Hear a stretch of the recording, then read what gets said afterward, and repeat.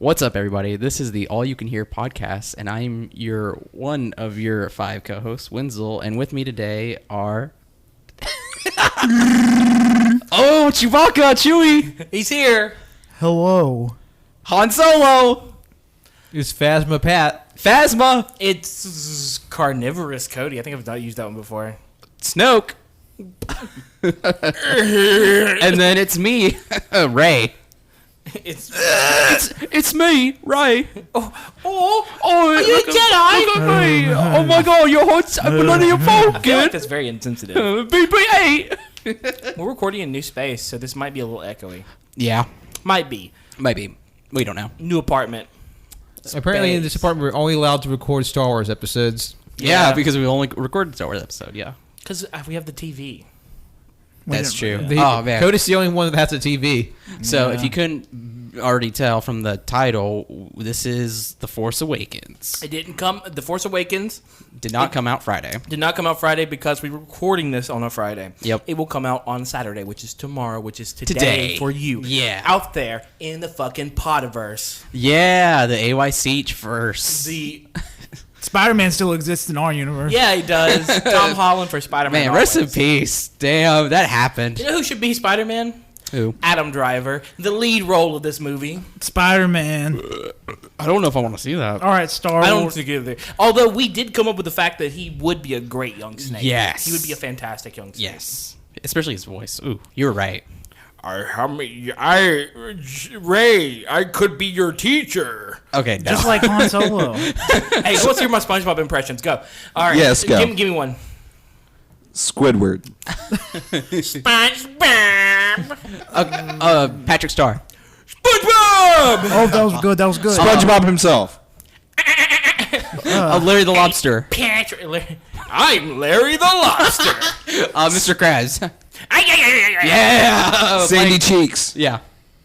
Dog tootin'. No. Put on a bikini. You're Sandy Cheeks. Yes. No one can see this. Oh, Cody Daisy Dukin in here. My nose itch says so much. Give me another one. Plankton. I have you, crabs. Karen. Who's fucking Plankton. Yeah. Plankton? You are not going to get the recipe. I don't know. This is the roughest start that I have ever heard. You could call this our cold open. Yeah. Okay, give me another one. Pearl. Daddy. Yeah. That was actually not that bad. I'm kind of upset that I can do a really good Pearl. Daddy. Okay, look, let's all do it. Let's all say daddy. Daddy. We are. Suck. We could We can say that because Tanner's not here. Can we talk about Star Wars? Oh yeah. Oh, yeah. My bad. We have to get all the silly bullshit out so we can get talking about Star Wars. Okay, let's get serious here. What about Adam Driver as young Snape? You know what? I'm feeling it. I'm feeling it too. I'd love to see like a Lily Potter and James Potter. I don't know. These other names. I've only read 1.2 or 2.25 books. I've never read and any seen book. 2 movies. I've seen 3 movies. There's 8. I know. There's 8. There's 8. I've seen the first one. There's 7 movies and 8 books. Did the last one not come out in the books? No, I've seen the first one and the last 2. There's the last book is 2 movies. Yeah. I feel like I'm listening to the weird kids conversation. Okay. No. Table. Let's go back to Star Wars. Okay. So, The Force Awakens, shot for shot, just A New Hope. But 10 times better. Yeah, that's something I've seen people complain about so much is like they don't like The Force Awakens because it's just A New Hope. Which the thing is we're in it's been how long since the last Star Wars film? We're in a new generation. If it's going to be like A New Hope, of fucking course. Because you have to introduce a new fucking generation to this shit. You have to not only introduce a new generation, but you have to take those older generations into consideration and bring them back. Of course it pandered. Did we get to see holographic chess? Yes. Yeah. Did we get to see the ball fucking floaty fucking thing? Whatever. Yeah, sure. The little training ball? Sure. We saw Vader's helmet, fucking literally the beginning when Poe gives BB-8 the little piece of the map. Like, I mean, that's just literally Leia giving R2-D2 the fucking message. It's literally the same. But I mean, of course it has to do that. They can't just be completely original and be like, yeah, here are all these characters and we expect you to know all of them, because that may have worked then, but can it really work now? Yeah, I mean, probably. Okay, well, duh. Yeah. But my thing is that there's no issue with. I don't think it's like it's already established within the Star Wars universe that the Star Wars movies go to a pattern, anyways. Yeah. And to me, that I mean, like, it's perfectly okay. You can have movies that do that. You can have movies that go to a pattern. You can also have movies that go to a pattern, start out in a pattern, and then break that pattern, which we will see later. Yeah. Go ahead. I just said yeah. It's only Winslow and I talking right now enjoying this conversation. Come on, Jonathan. Give a little. Yeah, I mean, it only really follows the basic plot structure and beats, and there's enough to differentiate this between A New Hope and Force Awakens. Yeah. Like, the characters are completely different, their dynamics completely different. You know, the legacy characters are the same, but the new ones aren't. And the legacy characters, I mean, they do take a background role a lot. Like Leia is in the background. Han technically is on the forefront. Yeah. Well, he's always been a side character, right? Like he's been a main side character that helps the main characters finish their goal. Yeah. He always adds to the characters he's with, anyways. But I would say, like, yes, Han is sort of like the guiding character. He's sort of like the bridge between the old and the new, because he is in the forefront of the series, and all the people we know from the previous films are sort of to the side, which is where they should be, because they've had their story, they had their adventure. Of course, their plots can still continue, but it's just the new generation, so we have to let them tell their story, and the past is supposed to be there to support it. That's what the future builds on top of the past, and that's why we just have to take what we have and sort of build from there. Yep. Sorry. Agree with everything you said. All right, that's been the Force Awakens podcast. Sorry, it's like 10 at night. I'm drinking a Dr. Pepper. I'm having a good time. All right, I'm glad. No, we watched this on a really awesome TV in very great detail. And, the movie just looks spectacular. Yeah, the movie looks very, very pretty. The details and everything. Even though it's recent, I feel like the effects, they look real good. Yeah. I feel like they might age really fucking nicely. Yeah, I really do think so as well. There's only one time that it was kind of taken out, and that was whenever at the very beginning when a ship was kind of landing inside the loading bay of one of the, wherever they were at, wherever the what is the fucking group called? The bad group? The New Order? Yeah, the New Order. I forgot already. The First Order. Oh, First Order. My bad. Fuck, we all forgot. I know. It's a New Order. The First Order in their ships, it was like there's one moment where like a ship went to land and it was obviously like CG. Yeah, and Simon Pegg's character looks a little like uncanny flashy. Yeah. But it was also blobfish in a IRL. Like, he's modeled after a blobfish. Yeah. And blobfish IRL kind of look uncanny. Yeah. So, I mean, I could give that a pass. Which, if you see blobfish when they're not deflated, they look like fucking regular fish. No, they don't. Yeah, they're ugly. I mean, they're still ugly, but they look like regular fucking... If they're not deflated. Whenever they're still ugly. There's some sexy fish. Whatever. I'm done with this. I'm actually kind of mad. Why? Because you just called a fucking blobfish sexy. No, I didn't. I said normal fish are sexy. Blobfish are ugly. What's the hottest fish in the sea? God, we can't do this right That's now. true.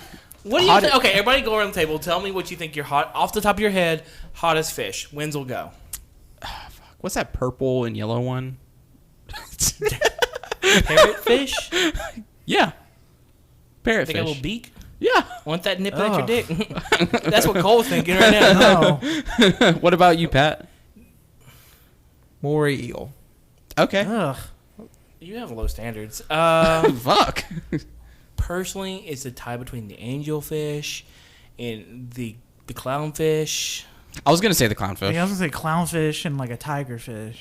Tigerfish. Ooh, or koi fish. Or like the what? Oh, koi fish. Koi fish. Okay, Oh, koi koi fish. fish, They got that sexy. sucking lips. Yeah. High fives all around this table for koi fish. I don't sucking. know if I want to. Yeah. High five those koi fish. Yeah. Guy talk. Oh my God. Pat. Ooh, looks like Pat's trying to be a koi fish. I would also say a lionfish is pretty sexy. Yeah, what are Until the you get fish? stung. Yeah, what am I say? What are those fish that are like destroying Florida coastline, and that they literally have like you see them, fucking murder them. I know what they're called. They're called Star Wars, the Episode 7, The Force Awakens. We need to talk about that. Okay, we're talking about the sexiest fish in the sea, Jonathan. But if you really want to take away, Oh wait, it was Kit Fisto from the prequel trilogy. Yes. Okay. who's fisting who? Dude. Kit Fisto. And he gets killed in Revenge of the Sith. He was the kind of fishy Green red, dude. The Nautilin.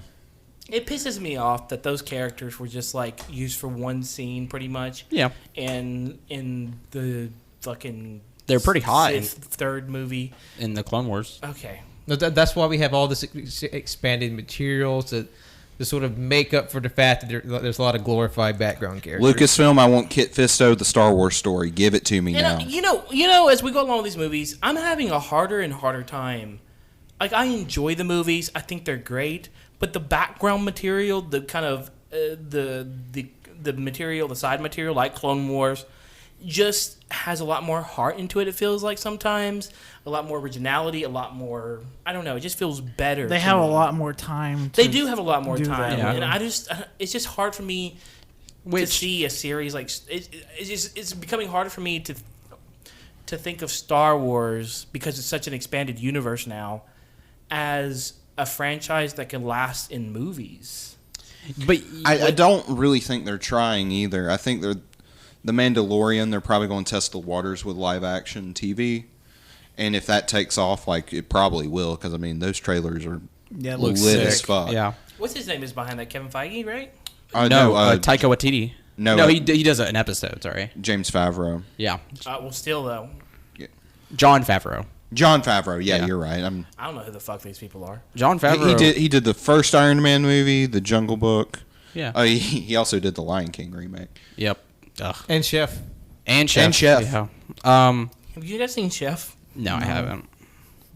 Hey, Wenzel, have you seen Chef? God. Okay. Anyway. Hey, Winslow, have you seen Star Wars: The Force Awakens? Yeah, we just watched it. Can we talk about the action scenes? In this No, I was movie? about to say, The Force Awakens, I feel like in comparison to every past Star Wars movie, is like so much better. It Like really we're reaching a peak right now. Like in comparison to action, like story, and like just overall better dynamics and acting. Because I'm just having flashbacks to the prequels and Hayden Christensen, just how bad he was, and then watching this, I'm like, man, I love everybody. Yeah. Like even Hux, who is a little piece of shit, like. I mean, that's what he's doing. That's his That's role. exactly He's supposed his to role. be a piece of shit. And it's like it's just so much better. And then like, oh man, yeah, the action was great, especially like the last fight, the final fight between Kylo and Rey. Ooh, still gets Fucking me. love it. Man, The way that like Kylo is just so fierce and he's ready to like kill, but like, you want to come over to my side? Yeah, no, I love how Kylo. That was something that I remember. Whoever asked was why was Kylo hitting his wound, and it's because like he to fuel the dark side, to fuel that he has to have rage, pain and anger, and like that's just an interesting little detail, and that's like a lot what they've done. A lot of care has gone to this movie. A lot of little details like that, and I love that. Oh, that part just got me hyped up as hell. The way he's just punching his side repeatedly, like let's go, let's do this. Yeah, like kind of like when a gorilla like beats its Yeah, chest, yeah. It's really like it's really awesome, and then somebody pointed out too was that when Rey was fighting him, she was still fighting as if she was using a staff. I thought that was really cool. I never noticed that up until then. Yeah. There was a lot of details that. This is my third watch. I think this was everybody else's like second. This is my third watch as well. Your third watch? I don't know. I've lost count. It's at least my second. Okay. Yeah, so there's a lot of us who are just like, who have watched the movie enough or haven't watched it since opening night. I haven't watched it since the opening month that it was open. I watched it twice in theaters. And I saw it 4 times in theaters. no, seriously. And so you start catching some of these smaller things, and I really appreciated the cinematography. Like, one of the things that I remember in the theater was specifically being blown away by the cinematography done, even though it was a little bit...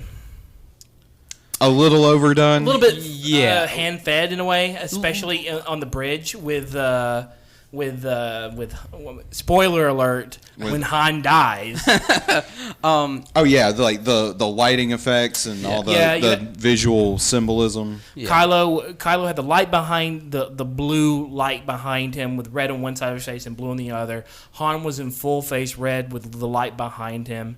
And then suddenly, there was kind of the language that they were pointing up at the sun because, of course, the Star Destroyer, or was it called? The Star Killer Base. Star Killer Base killed stars by sucking it into its core, then blasting the energy that it has out into the universe to snipe fucking planets out of the sky. Which that scene was fucking amazing the second time around. I loved it, though. I loved it because it was so terrifying. Yeah. The first time I saw it, it made me cry, almost cry. Yeah. Same, there was just a hopelessness about it. Yeah. There's just a hopelessness about it's one thing to be on a singular planet where have something over your head about to blow you up, but that feels hopeless. But imagine being on these several different planets and then just being fucking sniped from several systems away, millions and millions of miles. Like, how do you stop that? Yeah, you can't even outrun it, really. I mean, it's kind of like when when you hear about that shit in space where there's a supernova or something and the radiation or from an explosion just goes all the way out. And we could literally be literally. It doesn't matter if we find out that this shit's coming or not. By the time we find out, we're fucked. Yeah, we're dead. Pretty much, we're dead. And that's pretty much this. And wow. That's why we live in constant fear of space death. Speaking of camera angles, though, it was funny because Jonathan said, this is J.J. Abrams. Of course it is. Especially the most dramatic moments, the way they how they had the camera angle tilted a little bit. That always got me. I was like, fuck, they're really just. There was really, and I want to go back to what I was saying a minute ago about the Star Killer Base. Yeah, no, go ahead. How in one of the moments when they were fighting, whenever the X-wings were fighting the TIE fighters on the Star Killer Base, they were talking about how when is it going to go off or whatever. As long as there's light, as long as we have the light we'll be okay. Yeah. Or something along those lines. Yeah, close. And that was totally a reference to the sun, because as long as the sun's still up there, it means that nothing's going to fucking happen. But as soon as the sun's gone, that means that it's ready to go. Yep. But at the same time, that light. And then right in the moment whenever the sun is completely absorbed into Star Killer Base, Han gets killed. Yep. And that's when the dark side fully takes over Kylo. But even if with Anakin, the death of Padme is what kind of drives him to his most nth form, and killing the younglings and killing Jedi or just killing in general is what kind of drove him to that dark side, right? But didn't Kylo kill all his friends already? Isn't he already fucking crazy? He had already killed a bunch of people, sure, but there's someone that's close to you has to die in order for you to fully embrace the dark side or something like that. It's like an unspoken rule almost. And this is the closest you could. It was probably Snoke just being like, "Hey, do this, please." But isn't it we find out later? Isn't it he when he almost gets killed that Kylo kind of takes the other students and leads kind of a resistance against Luke? Well, it's kind of there's I'm the jumping implication that the Knights of Ren are the students that he chose to live, or the ones that sided with him during his his revolt against Luke and the Jedis. And for whatever reason, when they're trying to explain to Colt about why Han was supposed to die, it kind of just reminded me oh, we'll put it in way Colt to understand. It's like when Itachi killed Chusui to get his awakened Mangekyo. Okay. That is fuck. Yeah. I don't know that, but I get it. Yeah, no, it's very true. And that's sort of the thing, is just you have to. And so basically, he does kill Han. In that moment, you're thinking, oh, fuck, he just killed Han. Because whenever we see. But the thing is, Itachi did nothing wrong. He was protecting his brother. He loved him. Okay. Han Solo did nothing wrong either. He's talking about Naruto Kylo did something wrong. But the thing is, I have no idea what. Anyways. The Hidden Leaf Village is terrible. Okay. First of all, do not talk about the third Hokage like that. He's a good man. He was a great man. The second Hokage was the guy who created the police force, who did not trust the fucking Uchihas. Okay, you know what? Let's go. Itachi did nothing wrong. I need to brush He up. was protecting them. It's been a year since I read up on my Naruto lore. I'm due for my yearly Naruto lore read up again. So when we get there, we will get there, okay? going back to what we were saying. After Sexy Fish, right? Oh yeah. I'm really into squids. Oh yeah, that was actually another option too. Cuttlefish too. They call cuttlefish for a reason. Yeah. But speaking of squid, Mon calamari, which are squid-like aliens in the Star Wars universe, and Star Wars: The Force Awakens. Yep. Which is what we were supposed to be talking about. The fucking aliens in Okay, this movie. Pat, you're the one that led us off track. But I want to get us back on track, so shut the fuck up. Okay.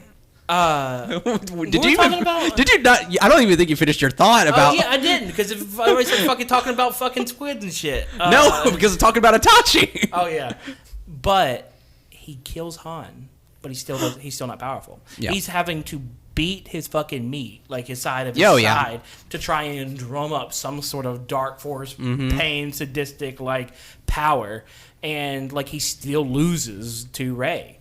And that kind of shows, number one, Kylo's weakness is that he is conflicted, and that like there is no formula to Sith, what it means to be a Sith. But One thing that surprised me on this rewatch is I forgot how many licks Finn was able to get in on Kylo during their fight, because like.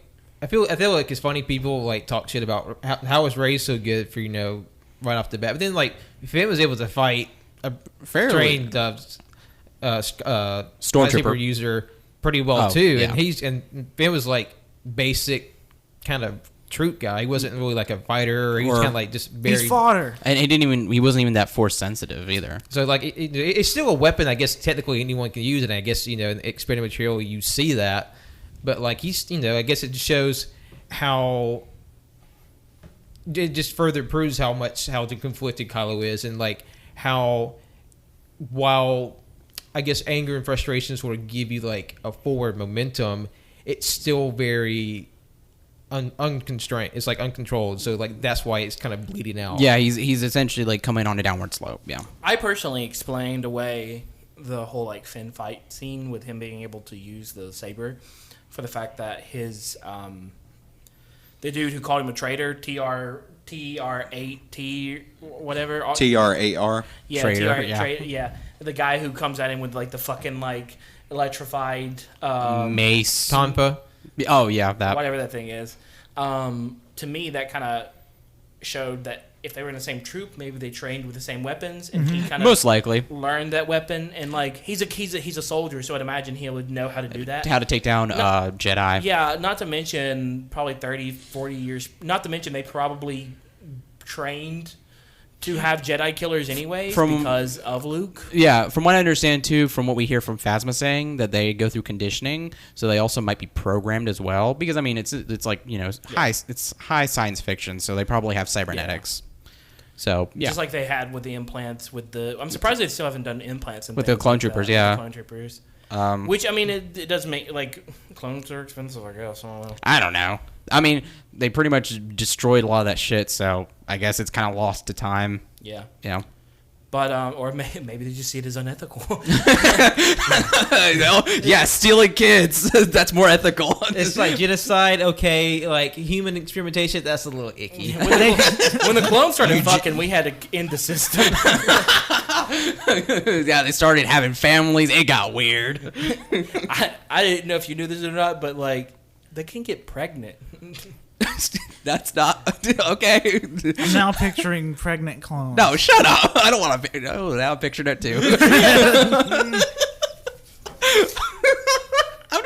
Oi, Tonwi. I'm imagining full armor. Commander Cody. Let's see what you got, buddy. Oh no, Captain Rex, my water broke. Fuck. That's for the Clone Wars I want to see. I want to see Anakin giving birth to a clone baby. It looks just like both. It looks like a clone. Anakin's not a fucking clone, though. Okay, that makes sense. Okay, the reason why the clone program ended was because of inbreeding. Fuck. Okay. There That's actually, my new canon. There actually is a clone in the Clone Wars though that does leave and does start a family with some Twi'lek. Yeah. It's Twilight. I know what you're talking about. Yes, thank you. I've also seen people complain about how Rey knew her way around the Starkiller base and how she knew how to climb inside these things and knew the Force. Well, no, she's a scavenger and she's scavenged like These Imperial. huge ass mean- ships. I mean, I'm it's basically the shit. same ship. Yeah, it's pretty. I mean, it's just like a Star Destroyer. like with similar. It's It's. blueprints and I mean, things it's like the that. Yeah, the exactly. First Order probably is just like, yeah, we're just gonna copy everything. So yeah. Well, one positive I throw at this movie is, and I think one of the things people miss is a lot of Rey's characterization is really subtle, in the sense of it's never really explained in dialogue. It's mostly that like opening section where it's just like no dialogue. You kind of see her living her life. Yeah. Yeah. And within that kind of explains like, oh, I hit the fucking table.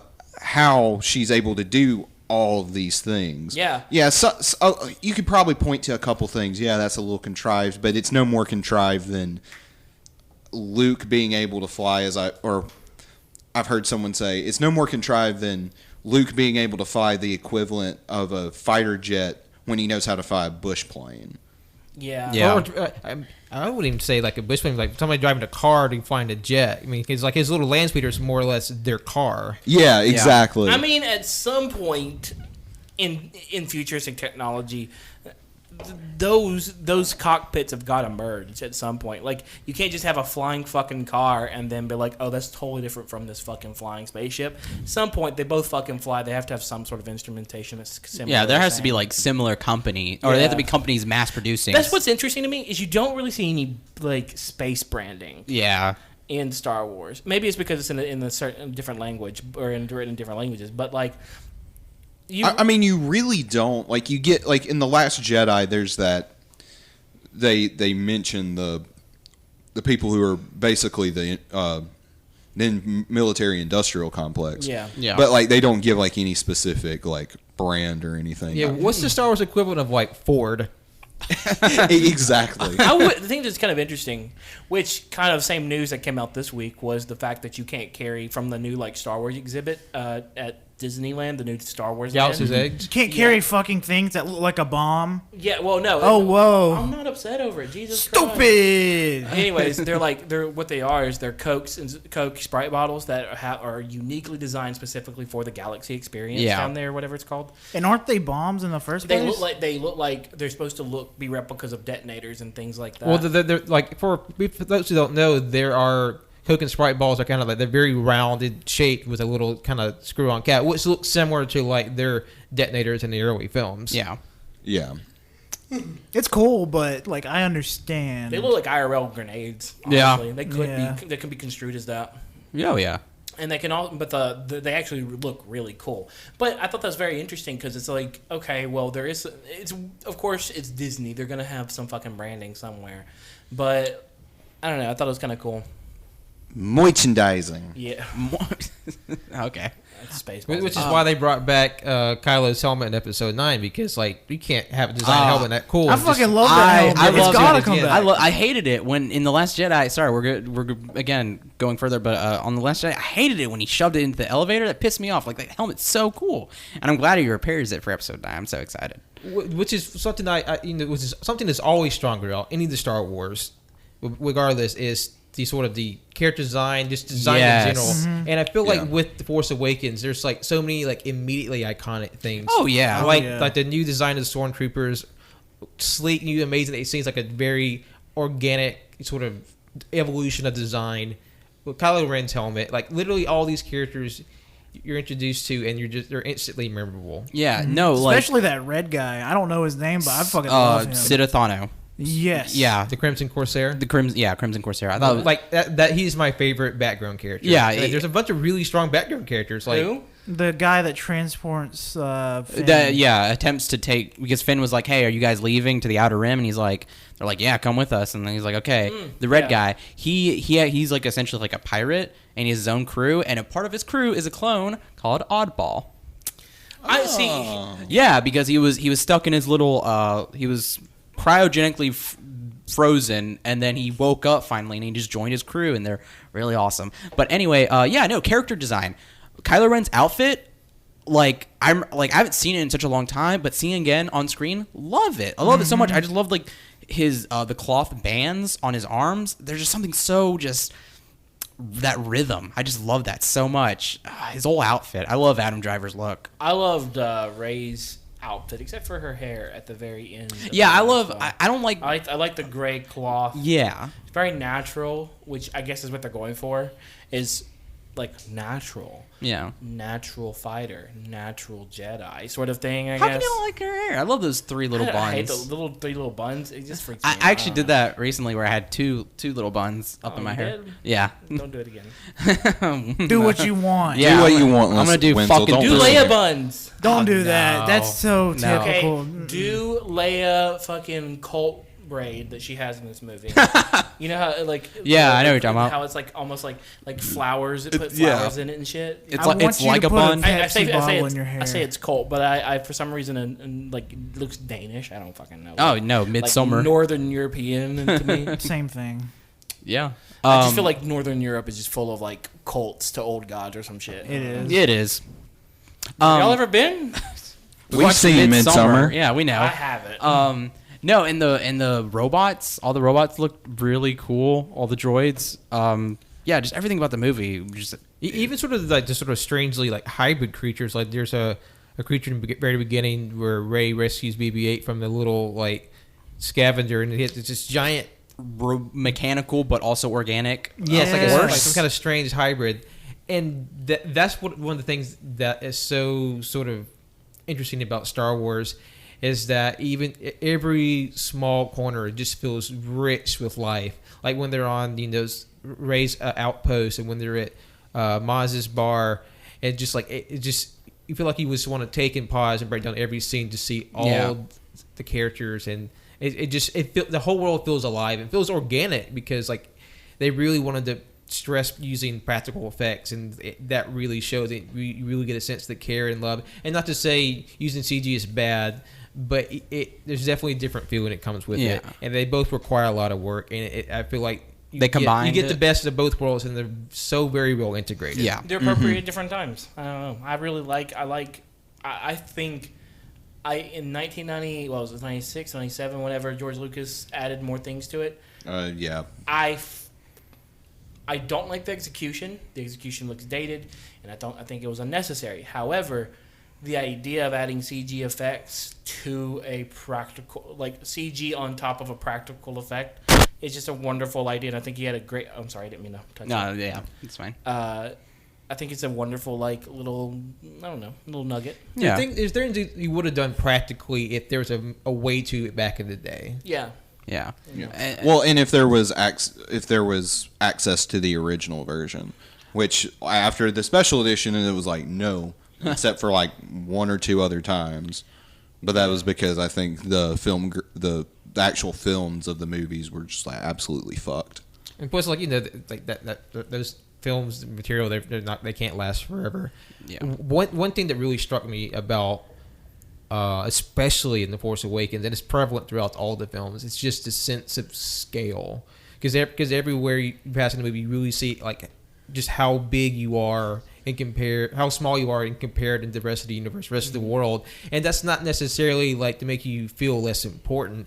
It's just it's somehow like it can be simultaneously sort of like you kind of like how you fit into all of it. It feels like sort of like maybe minuscule, but also like somewhat comforting. It's like you're like you feel so small, but you don't. It's like it's a bad thing. It feels like I feel I'm part of this bigger thing. Yeah, and I feel like that's what makes like Star Wars feel so big. Is that it's just this world that you can just limitedly explore to your full extent, and that's what makes Star Wars so long lasting.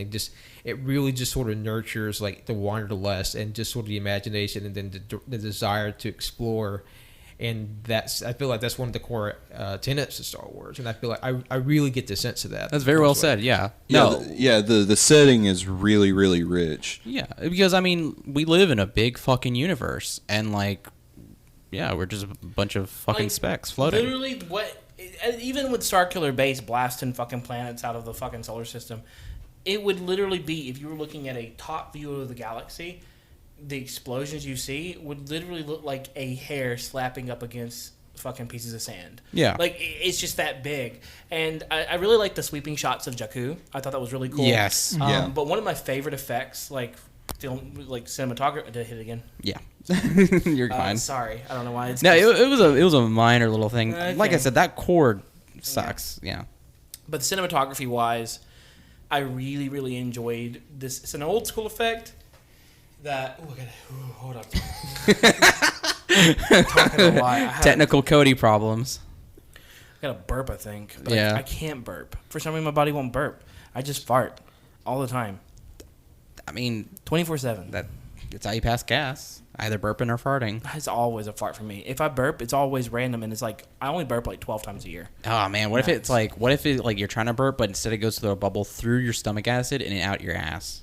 Yeah, that's probably what happens. Anyways, I really like that old school shot of where it's like you see from a distance and then suddenly it will zoom in real quick. Yeah. It happens specifically in like the ship battles and things like that. It's like you see this foreground and then he's like, what is that? Whoa, zoom in. And then it's like right there and you get to see the event happening. And to me, I love that old school thing because it takes a larger screen and then automatically pinpoints your attention on something far off. It's a great way. If you have a lot of shit going on the screen and you want to pinpoint one specific thing, boom. That's fantastic. how you It focus allows it. you to show you the scale of the battle while also keeping your attention Yes. on the particular main character, I guess, or the main battle scene. Like, I love the. I still think it's awesome the scene when Rey's piloting the Millennium Falcon, and just like her skills at like just flying around through the fucking Star Destroyer in the desert of Jakku.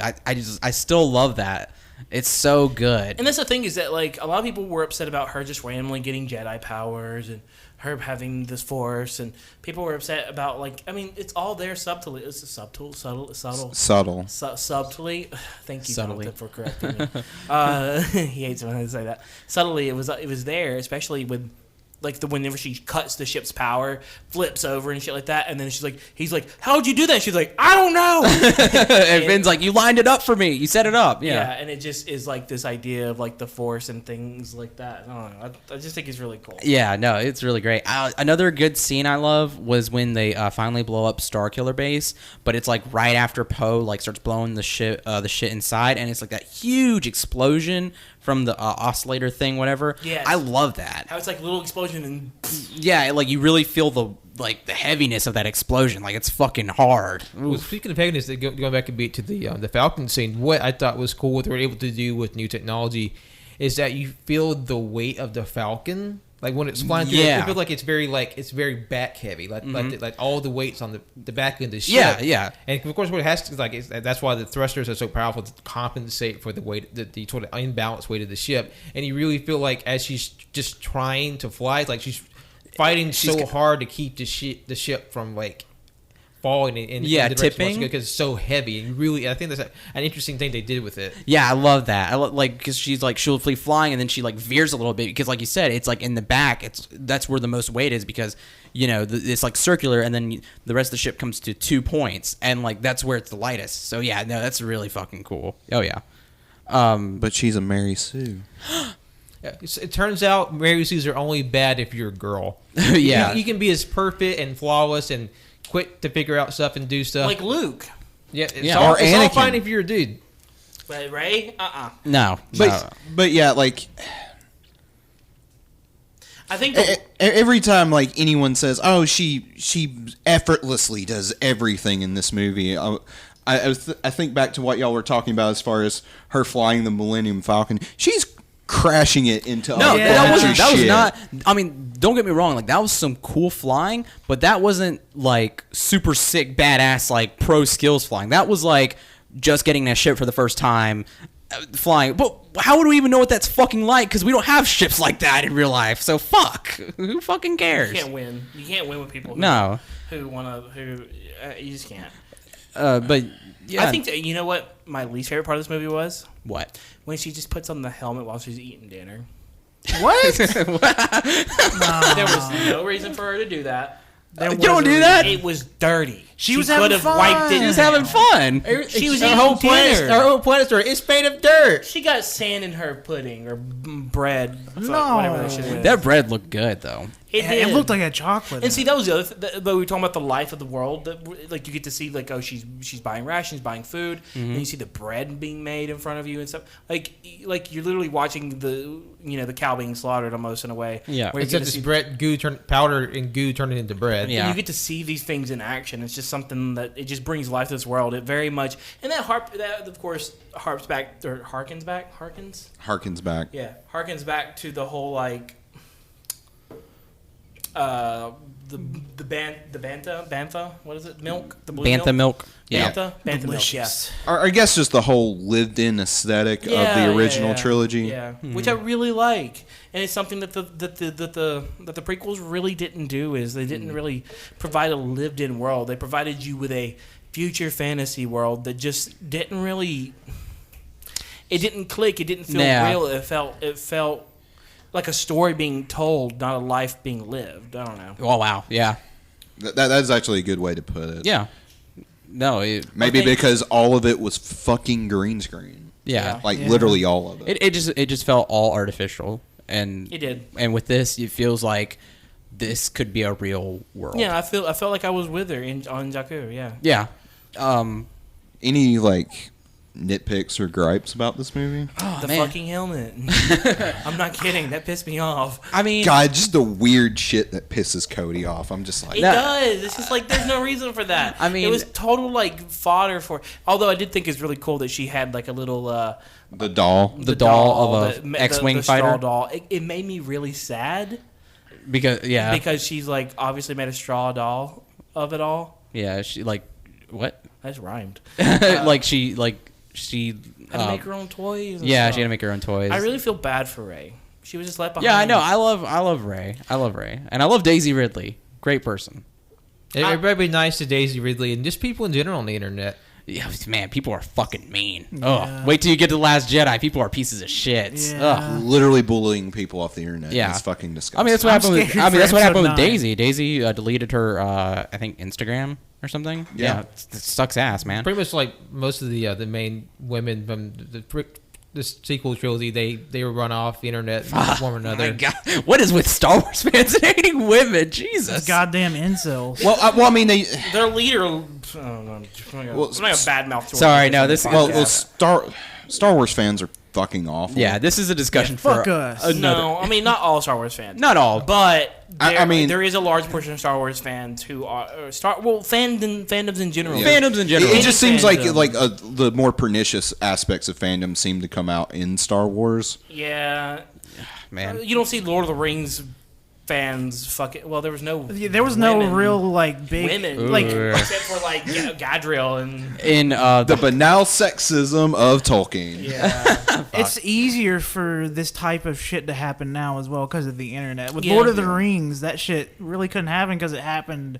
I with mean, the- it happened on like the around internet. the beginning of the internet. But there was no reason to because there was no women to berate in those movies, and if there That's was true. women Yeah. to berate in those movies, it was just kind of fucking I don't know. It just Because kind they had Eowyn, and she was the one really active female character, and they gave Arwen a more expanded role in the first Lord of the Rings because he was just was it a random elf or Yeah, Yeah. fucking Glorfindel. Who the fuck remembers Glorfindel besides me? Although I will say, one of there was a teacher at my high school because we were having a discussion about Lord of the Rings. We talked about Arwen something, and she's like made a snide remark. It's like, yeah, she didn't do that much in the book. It's like, are you complaining that Arwen got to do 10 minutes more cool stuff? That's fucking weird. But I don't really know if I have any. I mean, just that. Like, I guess I could complain about like the fact that like you just notice things that are like, oh yeah, that's similar to A New Hope. But I don't really fucking care about that. I really. I think Yeah. it actually adds to the charm. Yeah, A New Hope hit I mean, great really and beats. truly, I love The Force Awakens. Watching it again, I love it so much more than I've enjoyed this so much more than the past ones we've watched, and I'm so excited for Rogue One, Solo, and The Last Jedi because these are easily my favorites. I'm excited for Rogue One because it actually may be my favorite Star Wars movie, and I've only seen it one time. Same. So going back and watching it again is going to be really exciting very because fucking good. I loved Jen. I love the whole cast. That whole cast was great. Yeah. Solo, I'm not so excited for. It's kind of long-winded from my memory.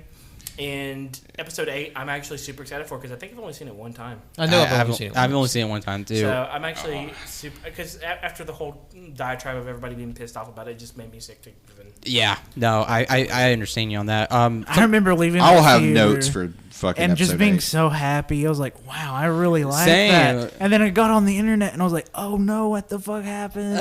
Well, people don't know what fucking good writing is, and they want fucking Luke Skywalker to be a fucking anime weeaboo edgelord and just. Well, I just need to stop before I get on that. I'm not saying there's not some good. There. I mean, like all movies have. There's always complaints for movies and for the but a lot of the things I wasn't a big fan. We'll get there. We'll We'll get get to that. Because I want to watch it again before I make my opinions. Well, just having to be, because I will say something we can consider just about our media consumption in general is that it's okay to sort of consider maybe consuming the things you like in a vacuum of a more curated space, because no one should made to feel less than for enjoying something, and it's okay to have criticisms about something, but you should never attack somebody for enjoying something that's different to what you enjoy. Exactly. And just like it's okay to like things, it's okay to criticize things, but also it's also okay to personally curate how you consume your things, and just find the best way to do that for you. If it's with more in real life people, if it's online, just be cautious about where you go and who you talk to, and just Be more thoughtful. And just the basic thing, don't let anyone take your joy from you. You have a right to be happy and enjoy things, and to live a life that's not infringed upon. So just be thoughtful and just of yourself and others, and just do the right thing. Yeah. If I had any complaint about this movie, and maybe because I've seen this the most out of any of us, this movie does tend to drag for me in places, especially the second act kind of has a slump for me.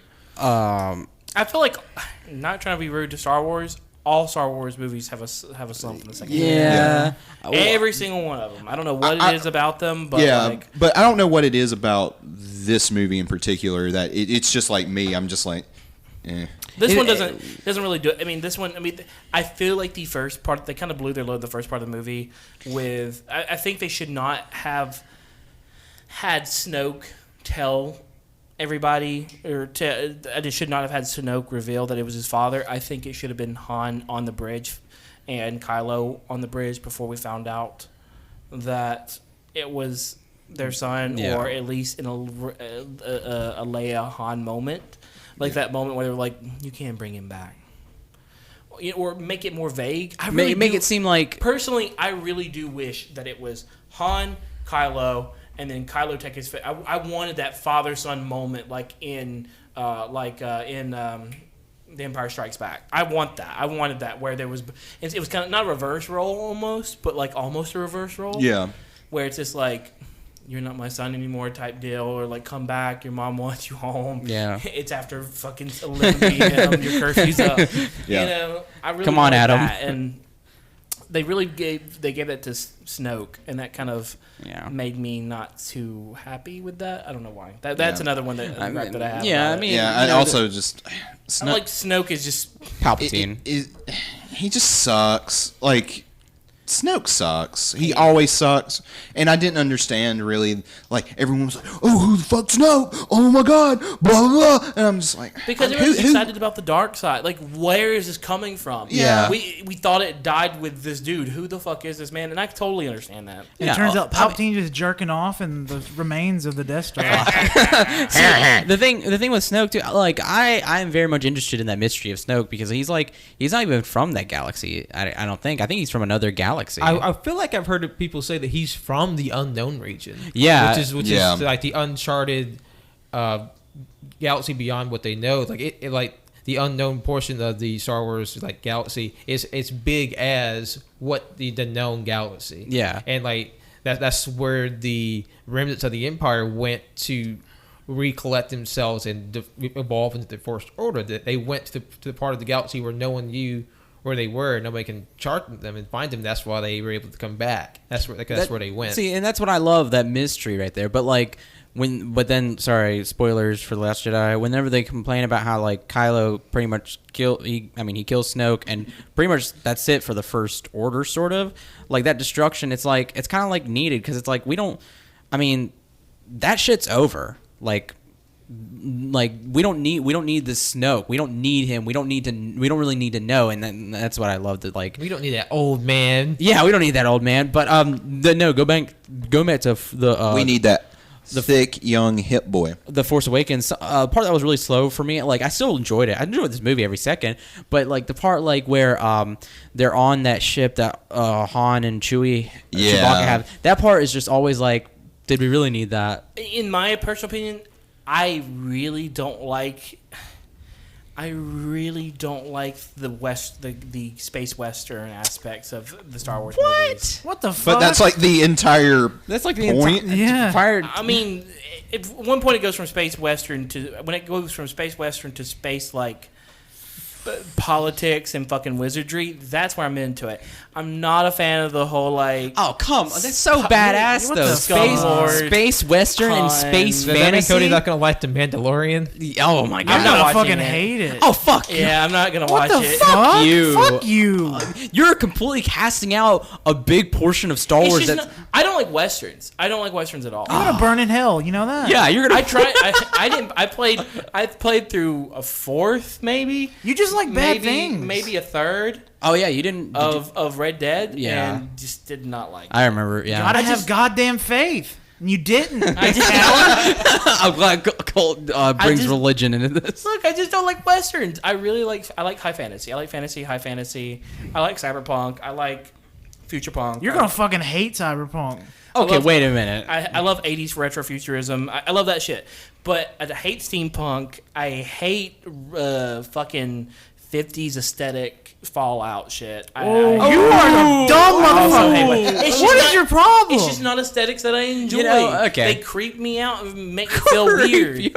Also, westerns just feel so slow, and like people are like, it's drama and tension. It's like, no, it's not. Westerns slow? They're the fastest fucking genre. What are you talking about? I don't know. I'm kind of with. It depends on what you. Yeah, it depends on which movie. I'm just not a fan. I also don't like mafia and mob shit either. Well, that's fair. That's fair. Mob stuff is boring. Yeah. Okay, y'all all need to shut the fuck up. I really do. I'm very much a fan of high fantasy shit like that. And wizard! You've come to my abode. Here's Pat just being like, we all just need to let everybody like whatever they like. And then Cody was like, I don't like westerns. Fuck you, you piece of shit. Look, I just don't. It's just not. Give me a cyberpunk western. That would fuck hard. Oh. He wants a cowboy with a revolver in his flesh hand. But he also wants a laser gun in the robot hand. Yeah. Which is Borderlands, like Cody just said. Or what's his name from Overwatch? McCree. You gotta remember, peak gaming for me is Animal Crossing. Okay, I literally played Happy Home Academy. Wait, how's that peak gaming? What about The Witcher 3? Okay, You're a fake person. That is very hard to decide. If you're telling me to choose between Animal Crossing or Witcher 3, I'm asking you to do that. I don't think I can choose. I don't think. Well, guess what? You're at gunpoint. Oh my fucking god! Hold on. Wait a minute. This is a western right here. Hold on a minute. This is a visual bit. Let me narrate it for everybody. Wah, wah, wah. We all got finger guns out, pointing at each other. Oh fuck! I hate westerns. I'm done with this bullshit. You're just blowing into the mic, Jonathan. It just literally sounds like something I didn't realize either was in that part where they're on Han and Chewie's ship is when they're that one club or whatever that the Kanji club, yeah. The two leaders or the two main guys that lead that group that come in are actually the stunt choreographers for the movie, and they're also the leads in the Raid. And I did not notice that until this third watch through. I knew one of them was in the Raid. I didn't know the other guy was literally the main character in the Raid. So I thought that was pretty cool. But yeah, no, I don't really have many gripes with this movie, if any at all.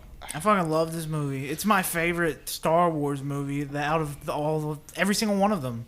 I think I would have to agree. Like I know I can enjoy them all to a certain extent, but The Force Awakens is probably my favorite because it has this just effortless blend between old and new, and there's just a feeling I only get when I watch the Star Wars, and I don't feel that as much as I do. Like I feel that the most when I watch The Force Awakens. Yep. And to me, it's my favorite Star Wars. The Force Awakens really does hit those spots. When you think about Star Wars in your mind, and you go back and watch some of the earlier movies, like the prequels and the original trilogy, it really doesn't hit those spots. You know, it's kind of like better in your memory than it is in the actual physical form. This takes those. I beg to differ, but that's just my opinion. Well, you also remember every fucking thing about every movie you watch. That is true. That is But true. but like normal people, we keep That's a good thing. That's it's also a good highlights because we're not fucking people who absorb stories like that. No, I don't. For me, this one concentrated everything that made Star Wars, and then presented it to everybody as a welcome home, back. Yeah. Almost. Yeah, what I love about this movie, it is a celebration of what makes Star Wars great. Yeah, it really is. And on this third watch through, you can really tell the love and care and attention and detail into each of the characters, each of the worlds, and I'm going to be honest with you. Now that I've watched this with such a critical eye and kind of saw that this is really great, I'm going to Last Jedi with a different viewpoint than I did prior to this. So Last Jedi might actually be nudged down a little bit in my thoughts. I don't know. Right now, it's not holding up in memory as well as I thought it did. So I'm very interested to see how that plays out. Yeah, I think The Force Awakens is triumphant over all of the past Star Wars films. Plus, you have to remember this movie was made by Star Wars fans. The original Star Wars, they were made by great movie makers, and so there's definitely a different mindset when it goes into creating everything because everybody that worked on this film, they saw all the other Star Wars films, and they took what they knew, they took what they felt, they took what they saw, and they put it in this film, and it's sort of like this. I guess this idealized version of Star Wars because they had what was always in their head and they recreated that on film. And that's why it feels the way it does. At least for me. Yeah, no, What's everybody's favorite part of the movie? Ooh. Motherfucker. What are you doing? Were you going to play your favorite part for us? No. I don't know why that did that. My favorite part is easily the lightsaber fight at the end because Kylo, he goes hard as a motherfucker. He's my favorite villain in all of Star Wars. He's so fucking cool. I think my favorite part is less of a part and more of a character choice, and that is with Kylo. I think that Kylo is very much who Anakin should have been. Yeah, in the original trilogy, and I think that we are getting exactly who Anakin, it's almost like a wannabe Anakin, but at the same time, Anakin really does not live up to the legacy that Kylo is becoming, which is this bold, brash little fucking brat that just wants power for power's sake at this point. And I don't know, it's very interesting. I don't know if I'd call this favorite part, but I guess the whole thing with them on Jakku, I just love. That's probably for me the most interesting character stuff. There's also some stuff at the end of the movie that's really good, but also really cool meta commentary on the franchise as a whole and how it's seen in the eyes of the fandom. If you look at Rey as the fan who's Star Wars is awesome and blah blah blah, and Ren as the shitty edgelord who wants this like super edgy version of Star Wars that never really existed, but he thinks it does. Wow. Now I love it. It gets even like, and that's one of the things I love about Episode 8 is Rian Johnson takes that and goes with it. Yeah, no, he fucking puts it right in your fucking face. Oh, Ray represents sort of like the normal fan, the regular fans, like the people who just enjoy Star Wars for Star Wars, and who's just like, oh, we're along for the ride, and yeah, you're right. That's really, Kylo kind of represents the elitists. Yeah, and also have it's. I'm a fucking badass. And he was a grandpa kill people. Do you not see the way he like smashed that console? Yeah, and how accurate it kind of portrays how people, how like the political discourse is shaped as well. Yeah, like I don't know how intentional like J.J. Abrams was like, I am going to make the First Order the alt-right, but like I kept joking the entire time. General Hux is bargain bin Richard Spencer. Oh yeah, for sure. And these are space Nazis. I have. Sorry, go ahead. Shitty space Nazis. Oh yeah, They're the original space Nazis. the First Order. Yeah, the First Order. Well, the Sith in general, and then it's Gundam Nazis with the Xeon. Well, you got to think about it real quick. You have First Order, and then like it literally is on the nose Third Reich. I mean, the Sith Empire. Oh shit, yeah. Yeah, we're Hitler time. I have to agree with Cody. Sith is just an anagram for Hitler. What? Sither. I don't know if that's. I don't know. But I have to agree with Cody when it comes to Adam Driver being Kylo Ren. I just loved that, like any scene we had of him. I just loved it, and especially like Jonathan. My favorite has to be that beginning sequence on Jakku, especially when Poe fires that fucking bolt and Kylo catches it in midair and just that's so bad. It's just that was like just so like yeah. It was literally. It's just like. It's just like a shocking moment because like I remember like I saw that in a very shitty theater, but I still was just like chills because that's shit. I mean, we haven't seen in Star Wars, and like that's that's something that should have been in Star Wars. Yeah, I guess it shows how powerful he is. Yeah. It just and also raw powerful. He's not really tame because it's just very forceful. Yeah, then that's what we see. They shake violently when he does it. Yeah, and that's what we see with his lightsaber too. Just that raw power coming out. And going off of what you said, Kylo Ren is without a doubt the most interesting of the new cast. Yes, for sure. It's hard for me to pinpoint like one particular scene that I enjoyed the most in the movie because I feel like what I enjoyed the most outside of just sort of the visuality of the show is like, I guess if I can nail down to like one dynamic, I really enjoy Poe's character as maybe it's a small role as he got, but I just love his interaction with BB-8, with Finn, and I like their relationship he has with both of those. Those are two I really like, and honestly, to me it's the character interaction because I love seeing Rey and Finn and Finn and Poe and like all these characters. I feel like we have just such a rich interaction with the characters that we didn't. I feel like wasn't very present for me in the original trilogy. Yeah, you know that.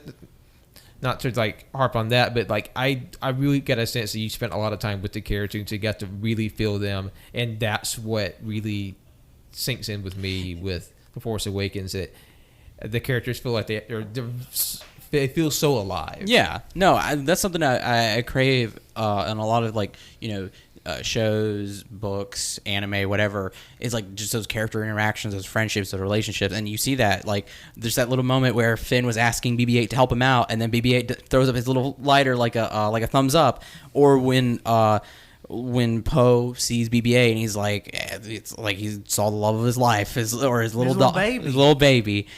Or like when Poe interacts with Finn, or when Rey interacts with Finn, and how Finn constantly is grabbing Rey's hand. And she's like, "Why the fuck are you grabbing my hand?" Like I love that. I love it. Where my hug at? Yeah, that's okay. That's fucking good. But yeah, no, Poe. Another scene I loved, and it was with Poe, was when they're coming up with the X-wings on the lake. Love that scene. That is a sexy scene. That's a good. It reminds me of the scene in episode 8 at the end of the movie. I can't explain it exactly, but like I get this. I mean, it just feels like someone's there to rescue you. Yeah, it feels like a rescue, and it feels like this is a fucking mission battle war, and it's like just that just slow, like their wings are coming apart, and it's like, yup, here we go, shit's about to get fucked. It's the big hero rescue moment in the dire strait, and that's something that happens in every movie, but like I really enjoyed in this one. Yeah. Any final thoughts? Me love Star Wars. Me think good. I like Star Wars. Me too. I like this movie. All right. Well, thank you everybody for listening. Somebody do the plugs. Fuck.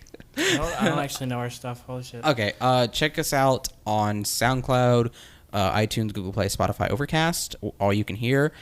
This will be coming out, like we said, on Saturday, which is today. Sorry again for that. Busy schedules. Just had to push it.